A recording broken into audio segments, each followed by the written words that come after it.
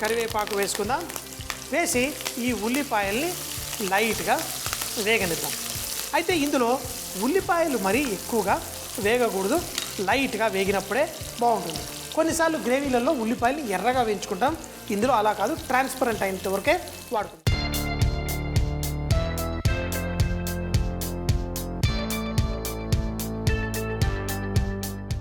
ఇలా ఉల్లిపాయలు ట్రాన్స్పరెంట్ అయిన వెంటనే ఇందులో కొంచెం ఇంగువ, అలాగే మనం కొంచెం పసుపు కూడా, పసుపు కొంచెం ఆ కూరలో మంచి రంగు తీసుకురావడం కోసం వేసుకుందాం.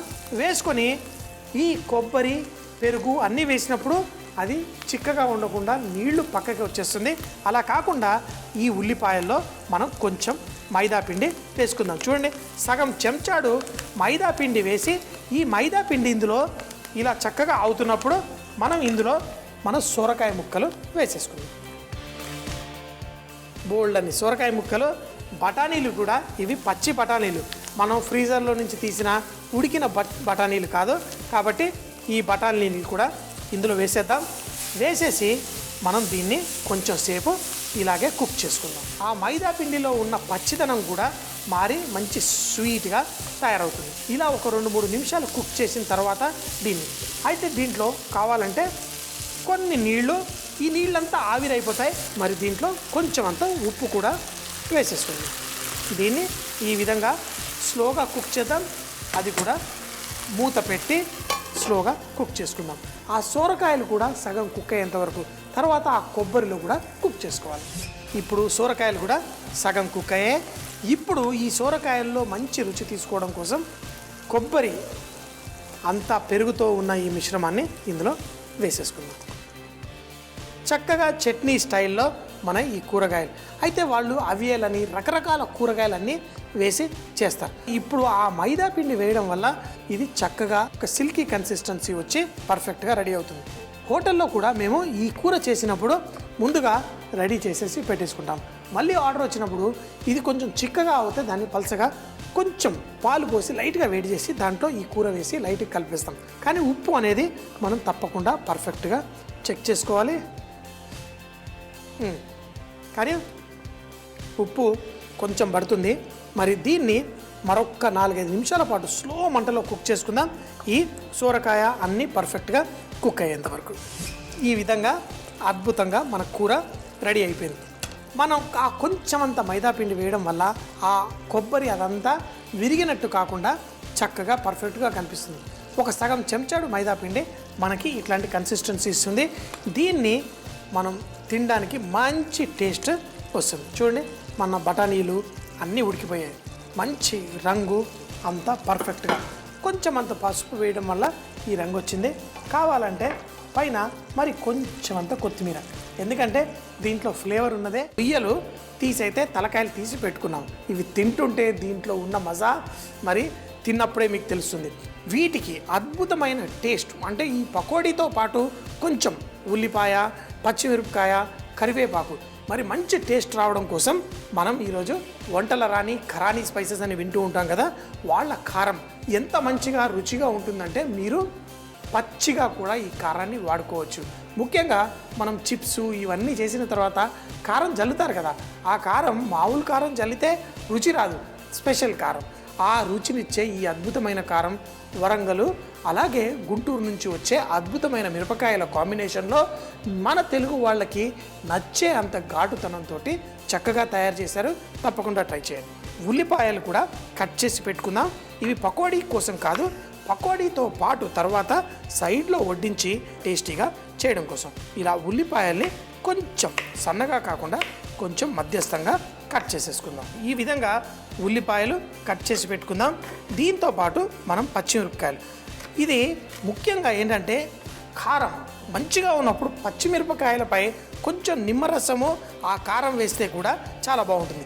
అయితే మేము హోటల్లో కొన్ని ఫ్రైలు, ముఖ్యంగా రొయ్యల ఫ్రైలు అలాంటివన్నీ ఇచ్చేటప్పుడు దాంతోపాటు కొంచెం కాంబినేషన్గా, ఎందుకంటే రొయ్యలు ఇలా తినేస్తుంటాం, దాంతోపాటు కొంచెం ఘాటుగా స్పైసీగా ఉల్లిపాయ, కరివేపాకు, పచ్చిమిరపకాయ తాకితే చాలా రుచిగా ఉంటుంది. ఇలా మీరు దీనికే కాదు ఎటువంటి బజ్జీలు, పకోడీలు ఏవి చేసినా సైడ్లో మీరు ఇవ్వచ్చు. ఇవి రెడీగా ఉంది. ఇప్పుడు మనం పిండి తయారు చేసుకుందాం. దీనికోసం శనగపిండి. ఈ శనగపిండి మనం తీసుకొని ఎప్పుడైనా పకోడీలు, మీరు ఇదివరకు కూడా ఉల్లిపాయ పకోడీలు అవన్నీ చేశాను, అవి టేస్టీగా సూపర్గా రావడం కోసం మనం దీంట్లో కొంచెం అంత బియ్యం పిండి, అలాగే ఈ పిండ్లని చక్కగా కరకరలాడుతూ రావడం కోసం ఒక చిన్న టెక్నిక్ ఉంది. ఫస్ట్గా ఇందులో కొంచెం అంత సోడా, మరీ సోడా ఎక్కువ వేయకూడదు. ఇప్పుడు మనం ఏదన్నా కలిపే ముందు దీంట్లో కేవలం 1.5 చెంచాడు నూనె వేద్దాం. దీన్ని ఈ విధంగా పిండిని కలిపేసుకుందాం. దీన్ని షార్ట్ క్రస్ట్ మెథడ్ అంటారు. అంటే ఈ విధంగా చక్కగా కలుపుకొని తింటే మన పకోడీలు అవన్నీ టేస్టీగా వచ్చేస్తాయి. ఇప్పుడు దీంట్లో మనకు కావలసిన ఉప్పు, అలాగే ఏదన్నా పకోడీ అవనివ్వండి, దాంట్లో కొంచెం అంత అజ్వైన్ వేసుకుంటే కనుక సూపర్ టేస్ట్ వస్తుంది. దీంట్లో కొంచెం అంత అజ్వైన్, మనం శనగపిండి వాడి ఏది ఫ్రై చేసినా మనం వేసుకోవచ్చు. అదే కనుక ఇదే నేను క్రిస్పీ ప్రాన్స్, అది కూడా మైదా పిండితో చేస్తే అజ్వైన్ వేయను. ఇంకోటి ఏంటంటే అజ్వైన్ మన తెలుగుంటి నాలుగుకి చాలా టేస్టీగా ఉంటుంది. అంతేకాకుండా ఆరోగ్యాన్ని కూడా చక్కగా రుచిగా కాపాడుతుంది. ఇందులో కొంచెం అంత అల్లం వెల్లుల్లి పేస్ట్ కూడా వేశాను. నీళ్లు పోసి మనం కొంచెం చిక్కటి పేస్ట్లా తయారు చేసుకుందాం. పర్ఫెక్ట్గా రెడీ అయిపోయింది. ఇప్పుడు మన దగ్గర ఈ రొయ్యల తలకాయల్ని వీటిల్లో వేసుకుందాం. బాగా కలపాల్సిన అవసరం లేదు. లైట్గా ఇలా వేసేసి అన్నిటికంటే టేస్టీనిచ్చే కొంచెం అంతా మన ఖరాని కారం, దీంతోపాటు ఈ రొయ్యల తలకాయలు చక్కగా ఇందులో వేసుకొని మనం కలిపేసి వీటితోటి మన పకోడీ తయారు చేసుకుందాం. చేపలు, రొయ్యలు ఏదున్నా నిమ్మకాయ ఉండాలి. ఆ నిమ్మకాయ కాంబినేషన్ తోటి చాలా బాగుంటుంది. కానీ ఇందులో పులుపు వేసాను అనుకోండి, సోడా వేసినప్పుడు ఆ కొంచెం అంత పులుపు పడ్డా అది చక్కగా ఇలా ఉబ్బిపోతుంది. అందుకని ఈ రొయ్యలు తినడం కోసమే మన ఈ ఉల్లిపాయలు, మిరపకాయ, కరివేపాకు. అయితే మనకి రొయ్యలు మనం తలకాయలు తీసినప్పుడు వాటికి కాళ్ళ వైపు ఉంటుంది.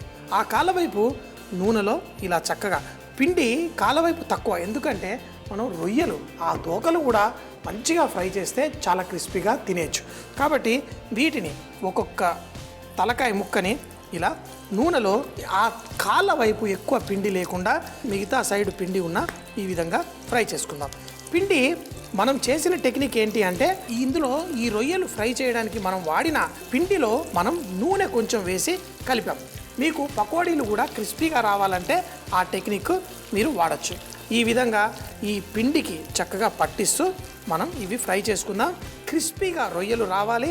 తర్వాత వీటిని ఏ విధంగా తినాలో కూడా చూద్దాం.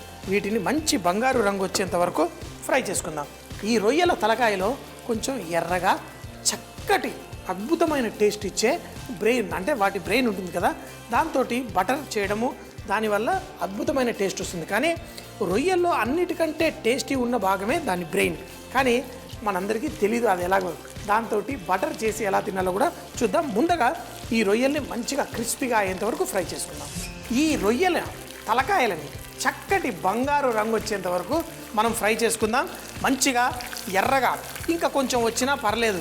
ఈ రొయ్యలు ఫ్రై చేసిన నూనె ఏదైతే ఉంటుందో అది కొంచెం అంత తర్వాత, అంటే మరీ ఎక్కువ సార్లు మనం వాడకూడదు. మంచిగా ఫ్రై చేసేసుకొని దీన్ని కావాలంటే పులుసు కూరల్లో, ముఖ్యంగా చేప పులుసు ఇలాంటివి చేసేటప్పుడు ఈ నూనె వాడితే మంచి టేస్ట్ వస్తుంది. మేము హోటల్లో కూడా ఈ రొయ్యలు అవి ఫ్రై చేసినవి ముఖ్యంగా ఆ రొయ్యల కూరలు, ఆ చేపల కూరల్లో మనం వాడుకుంటూ ఉంటాం. ఈ నూనె పర్ఫెక్ట్గా ఉంటే మనకి ఇంత చక్కగా బంగారు రంగుతో పర్ఫెక్ట్గా ఫ్రై అవుతుంది. దీన్ని ఫ్రై అయిన తర్వాత ఇలా ఒక పేపర్ టవల్ మీద తీసేసుకుందాం. తీసేసి ఆ ఎక్స్ట్రా నూనె ఏదైతే ఉందో అదంతా పోయిన తర్వాత వీటిని కరకరలాడుతూ రొయ్యల తలకాయతో ఇట్లా తింటారా? ఒకవేళ మీరు దీన్ని ట్రై చేస్తే చక్కగా పర్ఫెక్ట్గా ఆస్వాదించవచ్చు. మరొకటి ఏంటంటే దీనిపైన పచ్చికారం జల్లుకున్న చాలా మంచి టేస్ట్ వస్తుంది. సో మరి లైట్గా దీన్ని తినే ఆ అద్భుతమైన మెథడ్ ఒకటి ఉంది, అది చూపిస్తాను మనం ఈ కారంతో.